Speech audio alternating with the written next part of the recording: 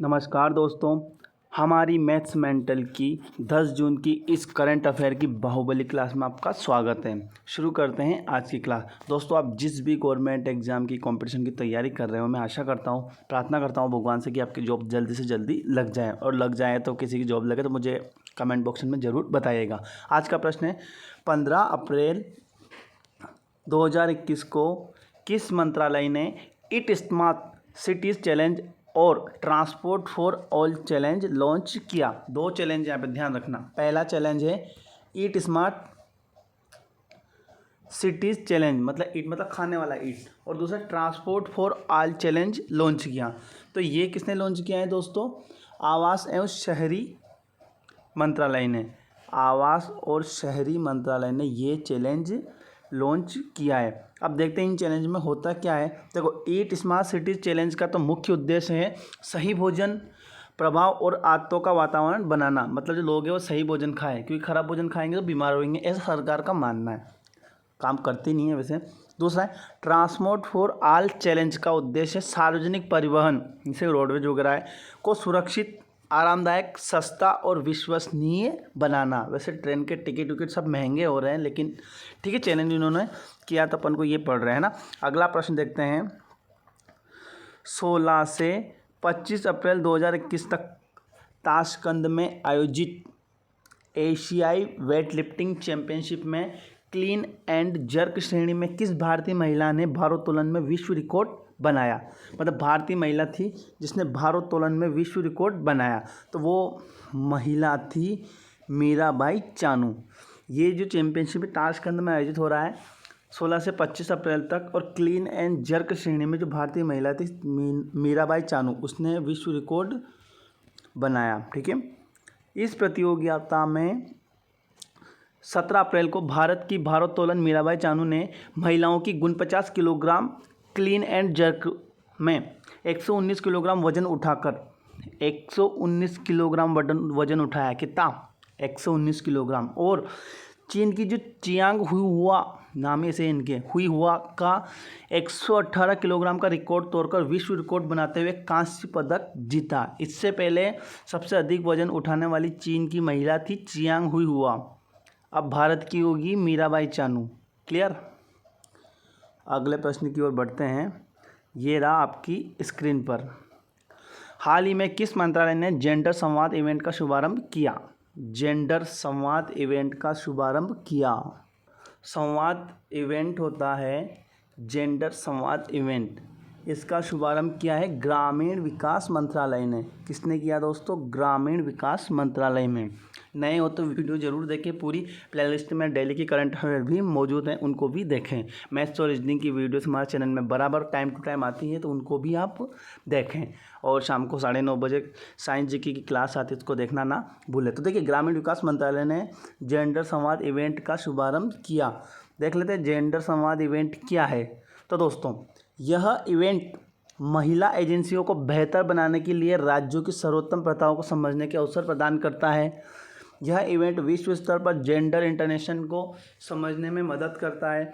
इसके अलावा यह इवेंट कार्यान्वयन बाधाओं को संभालने के लिए सुझावों पर विशेषज्ञों के साथ संलग्न होने के अवसर प्रदान करता है। इसका लक्ष्य लैंगिक मुद्दों पर ध्यान केंद्रित करने की आवश्यकता को बढ़ाता है।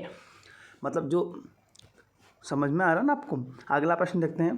प्रतिवर्ष विश्व विरासत दिवस कब मनाया जाता है? विश्व विरासत दिवस प्रतिवर्ष कब मनाया जाता है? तो दोस्तों, ये मनाया जाता है 18 अप्रैल को। विश्व विरासत दिवस ये अभी आपके एग्ज़ाम में आ सकते हैं। अभी से लॉकडाउन के बाद धड़ाधड़ एग्ज़ाम की वैकेंसी करवाएगी गवर्नमेंट, क्योंकि उनको अगला हिसाब देना होता है। ठीक है, बहुत घपला करते हैं वो लोग, लेकिन ठीक है। तो 18 अप्रैल को विश्व विरासत दिवस कब मनाया जाता है? 18 अप्रैल को। इस दिवस की कुछ बातें देखते हैं। विश्व विरासत दिवस मनाने का उद्देश्य ऐतिहासिक स्मारकों और स्थल को बढ़ावा देना है। ऐतिहासिक स्मारक आप समझते होंगे, जिसके माध्यम से हम वास्तव में एक समुदाय की सांस्कृतिक अखंडता को संरक्षित कर सकते हैं। ऐतिहासिक जो स्मारक होते हैं किसी समुदाय विशेष से संबंधित होते हैं। इस वर्ष का विषय कॉम्प्लेक्स पार्ट डाइवर्ट फ्यूचर है। देखिए, हर साल का जो दिवस रहता है उसका विषय अलग अलग होता है। इस वर्ष के विषय का क्या है, कॉम्प्लेक्स पार्ट्स डाइवर्स फ्यूचर है। अंतर्राष्ट्रीय स्मारक वह स्थल परिषद ने 1992 में 18 अप्रैल को, अंतर्राष्ट्रीय स्मारक व स्थल ने, ये वह गलत है, वह स्थल ने 1992 में 18 अप्रैल को विश्व धरोहर के रूप में घोषित किया था। प्रतिवर्ष 19 अप्रैल को विश्व लीवर दिवस भी मनाया जाता है। ध्यान रखें, यहाँ से बहुत अच्छा क्वेश्चन है, विश्व लीवर दिवस कब मनाया जाता है? 19 अप्रैल को। लीवर के बारे में जागरूकता, उसके महत्व को जानकारी के बारे में बताता है। अगला प्रश्न देखते हैं, हाल ही में किस देश ने क्रिप्टो करेंसी आभासी मुद्रा पर प्रतिबंध लगा दिया गया? क्रिप्टो करेंसी आभासी मुद्रा पर किस देश ने प्रतिबंध लगाया? तो दोस्तों वो लगाया अपने तुर्की ने। तुर्की ने बोल दिया कि क्रिप्टो करेंसी यानी कि जो आभासी मुद्राएं सुरक्षित नहीं है, इसलिए उसने इसके ऊपर प्रतिबंध लगा दिया। कुछ जानकारी देखते हैं। तुर्की में डिजिटल मुद्रा में मौजूद जोखिम को मद्देनजर रखते हुए तुर्की के केंद्रीय बैंक ने क्रिप्टो करेंसी के भुगतान के रूप में प्रयोग किए जाने पर प्रतिबंध लगा दिया गया है। नए नियमों के तहत उन कंपनियों पर भी प्रतिबंध लगा दिया गया है जो क्रिप्टो करेंसी प्लेटफॉर्म से जुड़े भुगतान और इलेक्ट्रॉनिक फंड ट्रांसफ़र को कंट्रोल करती है। भारत भी ऐसे कानून के प्रस्ताव पर विचार कर रहा है जो क्रिप्टो करेंसी को प्रतिबंधित करने के साथ साथ ऐसी किसी भी संपत्ति को रखनी है व्यापार करने वाले व्यक्ति को प्रतिबंधित करता है। भारत विचार कर रहा है लेकिन तुर्की ने लगा दिया है। ठीक है, अगला प्रश्न देखते हैं, हाल ही में किस भारतीय क्रिकेटर ने, बहुत इंपॉर्टेंट प्रश्न है, किस क्रिकेटर ने अपनी आत्मकथा believe white life and cricket taught me, believe white life and cricket taught me, प्रश्न ऐसे भी आ सकता है ये किसकी आत्मकथा है? तो भैया ये आत्मकथा है सुरेश रैना की। किसकी आत्मकथा है? सुरेश रैना की। अभी मई में ये प्रकाशित होगी। कब होगी? मई में। प्रकाशित कौन कर रहा है? देखिए, सुरेश रैना की यह आत्मकथा पेंगुइन इंडिया प्रकाशक, एक प्रकाशक है पेंगुइन इंडिया, वह प्रकाशित कर रहा है।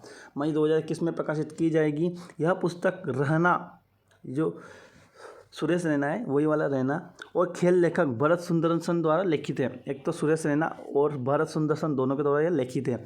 अगला प्रश्न देखते हैं, हाल ही में चर्चा में रहा लूना 25 चंद्रमा मिशन किस देश से संबंधित है? तो दोस्तों लूना 25 चंद्रमा मिशन अभी बहुत चर्चा में है।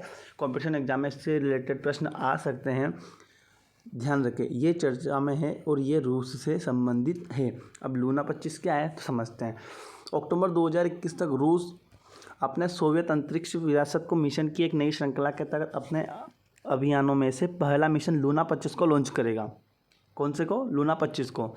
रूस की चंद्रमा की 45 साल के सुख के देश के दक्षिणी ध्रुव पर अपने आवागमन के साथ समाप्त करेगा और चंद्रमा को लक्षित करने वाले अन्य सभी की तरह रूसी वैज्ञानिक चाहते हैं कि स्थायी वक्त में सतह के नीचे बंद पानी का अध्ययन करें। ये जो वहाँ पे जो आया था नोटिफिकेशन उसका है ना। कुल मिला के इसकी बात यह है कि वैज्ञानिक वहाँ पे पानी का अध्ययन करने जा रहे हैं। अब देखते हैं ये किससे जाएगा। यह मिशन एक लैंडर लेके जाएगा। लूना 25 का प्राथमिक उद्देश्य लैंडिंग तकनीक साबित करना है। मतलब बहुत सारे जाएंगे जिसमें पहला क्या है, लैंडिंग तकनीक, कि हमारे पास लैंडिंग तकनीक है। मिट्टी के नमूने एकत्र करने के लिए रोबोटिक आर्म जाएगी। होल ड्रिलिंग हार्डवेयर सहित कुल 30 किलोग्राम के वैज्ञानिक उपकरण भी ले जाएगा ये लैंडर। यह चंद्रमा के दक्षिण ध्रुव के चारों ओर के जो एटमॉस्फेयर यानी कि वातावरण उसका भी अध्ययन करेगा। किसका करेगा? वातावरण का भी। अगला देखते हैं, 17 अप्रैल 2021 को भारत में अपनी पहली मेगा फूड पार्क योजना की शुरुआत किस देश द्वारा की गई? जो मेगा फूड पार्क योजना उसकी शुरुआत भारत में की गई है, किस देश द्वारा की गई है? तो दोस्तों वो की गई है इटली द्वारा। किसके द्वारा? इटली द्वारा। कुछ जानकारी देखते हैं। 17 अप्रैल 2021 को इटली ने भारत में अपनी पहली मेगा फूड पार्क परियोजना शुरू की, जिसमें दोनों देशों के बीच संबंधों को आगे बढ़ाने के प्रयासों के बीच खाद्य प्रसंस्करण सुविधाओं को शामिल किया गया। इस परियोजना का नाम मेगा फूड पार्क रखा गया। इस परियोजना का मुख्य उद्देश्य दोनों देशों के कृषि और उद्योगों के बीच तालमेल विकसित करना है। मेगा फूड पार्क नाम के इस पायलट प्रोजेक्ट को 17 अप्रैल को मुंबई के आईसीई कार्यालय, एक तो मुंबई का आईसीई कार्यालय और दूसरा गुजरात के फणीधर मेगा फूड पार्क, एक पत्र हस्ताक्षर के साथ लॉन्च किया गया था। किसके साथ लॉन्च किया गया था? एक पत्र हस्ताक्षर के साथ। अगला और लास्ट प्रश्न देखते हैं आज का। हाल ही में ब्रिटेन के गृह मंत्रालय ने किस भगोड़े कारोबारी के प्रत्यर्पण को मंजूरी दी? तो दोस्तों वो मंजूरी दी उसने नीरव मोदी को। नीरव मोदी क्या था? एक खीरा कारोबारी था जो 13,758 करोड़ की धोखाधड़ी के साथ फरार हो गया था। इसने धोखाधड़ी की थी पंजाब नेशनल बैंक के साथ, ठीक है। प्रत्यार्पण संधि क्या होती है? भारत और ब्रिटेन के बीच वर्ष 1992 में अस्तित्व में आई थी।